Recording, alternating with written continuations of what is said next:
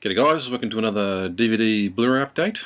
Just got a few more DVDs to show you today, so let's have a look. First one I got was Barbarella with Jane Fonda, 1968 it came out. It's got a pretty sort of 3D looking cover, which looks pretty cool. Yeah, essentially it's about Jane Fonda's character, and she's it's like an astronaut in the year 40,000, I think it is. Basically she's just been asked to track down a man called Duran, which I assume is the name of where the band got the name for their band from, Duran. Yeah, she's just got to track him down because apparently he's created some sort of a weapon. So weapons have been outlawed for years and years. So they want to track him down. So she just goes to a planet to track him down, and yeah, but I thought it was pretty good though. I saw it years and years ago. I thought it wasn't too bad. Well, it says on the back it's like a fancy horror, so which I suppose is not a bad way to describe it, I guess. Yeah, it's just sort of showy, sort of experimental, sort of sci-fi, interesting special effects and stuff in it. And Jane Fonda's really tall and blonde, she's really attractive, and she's the opening scenes, basically she's sort of stripping out of a space suit, and basically she's, got the credits sort of over all the good bits, or whatever you want to say. Yeah, so that's a pretty cool scene. Yeah, so but a lot of people have a bit of a laugh at it because they reckon it's pretty cheesy and a bit bit dodgy, but I thought it was pretty good. It's pretty original and interesting ideas and special effects behind it and stuff. So yeah, that's Barbarella.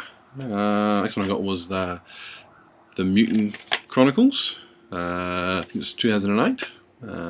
It's got Thomas Jane, Ron Perlman from Hellboy, John Malkovich, and is it Suki and Mizuki from Fast and the Furious movies. I don't know how to pronounce her name, so I probably won't bother trying. It got 9 out of 10 on it. So yeah, I'll try and explain the storyline. It's a bit hard to follow, I suppose.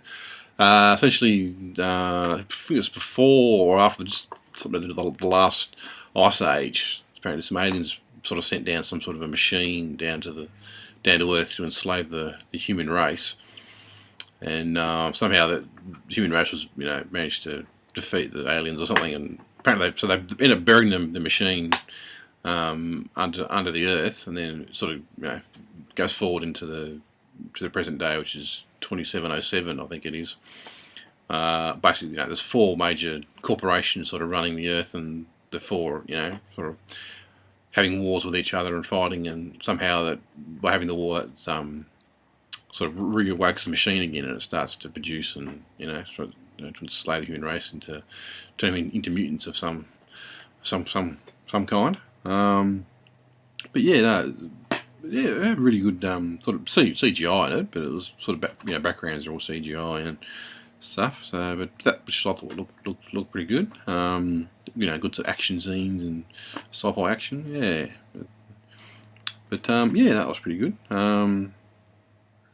Yeah, so that was pretty good. Sort of World War II sort of cyberpunk sort of mix, I suppose. Yeah, but yeah, it was just worth checking. I think it was like $7. I think I got from Sandy or something. I think it was. So that's it's pretty cool. A lot of people have a bit of a go at the storyline, trying to, on the forums, trying to pick it to pieces and stuff. But if you just don't worry about the storyline too much and just watch the action, it's pretty good. But yeah, so next one I got was The Plank, which is probably a bit different to the other movies I got. It's with Tom Cooper and Eric Skiles, who were like some comedy sort of stars back in the 70s. Essentially, it's about a plank of wood. Basically, there's 2 guys. They're sort of building a house, and they're up to the stage of sort of laying down the floorboards, laying down the planks, and they just discovered that one's missing, so they've got to go and buy another one. So they buy it, and then just about what happens on the way home, they put the bit of wood on top of the car, and it falls off, and then someone else comes along and picks it up and uses it for something else, and then the two guys to go backtrack and try and find it and pick it up and put it back on the car again, and just how it sort of interferes with everyone today, and it's probably just sound a little bit boring, I suppose, but it's actually quite a good sort of visual. There's not a lot of not much sort of dialogue in it. I remember watching it years ago. I'm pretty sure there was no dialogue in it at all, but just a few words. But I actually watched it the other day, and it's actually got it's actually a bit more dialogue than I thought it had. But it's just more of a visual sort of comedy sort of thing. But yeah, no, that's pretty good. It only goes for like 45 minutes. 1968, I think it. 1967 it came out. Yeah, so that's pretty cool. If you want, it was like $5, I think. Pretty a classic one. Next thing I got was, I found this on eBay. I thought, oh, I better grab that. So I got the Lord of the Rings limited edition box set.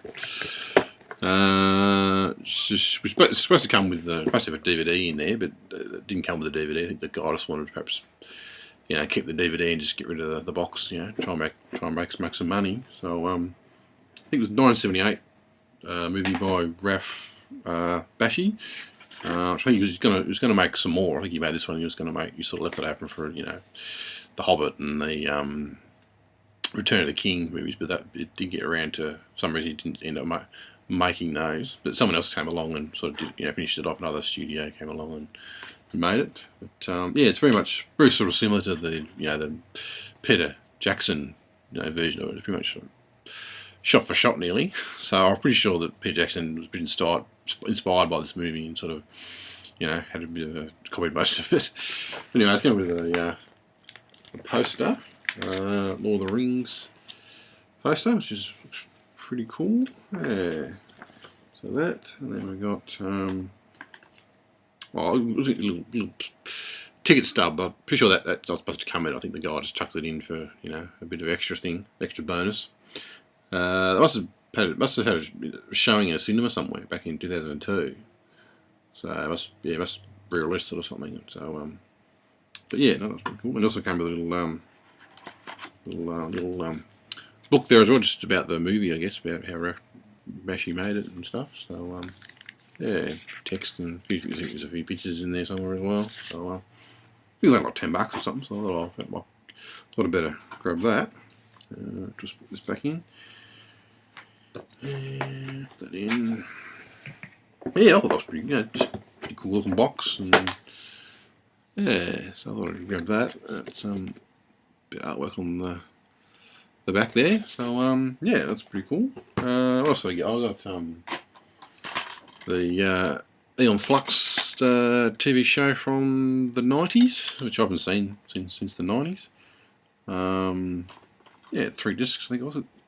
It's second hand, but I think it looks pretty much brand new from what I can see. So yeah, I'm looking forward to watching that. I just remember watching it on TV, you had like sort of 5-minute shorts of it. Like, I don't know if they were like full episodes or just cut down to 5 minutes, or they're actually just shorts they made for sort of in between. Like, a show would finish and they have like a spare 5 minutes to before the next show started, so they chuck in a bit of Aeon Flux. So I remember watching it. It was pretty interesting sort of style of animation, sort of fast sort of animation. Yeah. So yeah. So it's just a few I got there. Yeah, I got some more coming because I'm always buying more. So yeah. So when I get some more, I'll make a video and bring it up. So yeah. Cheers.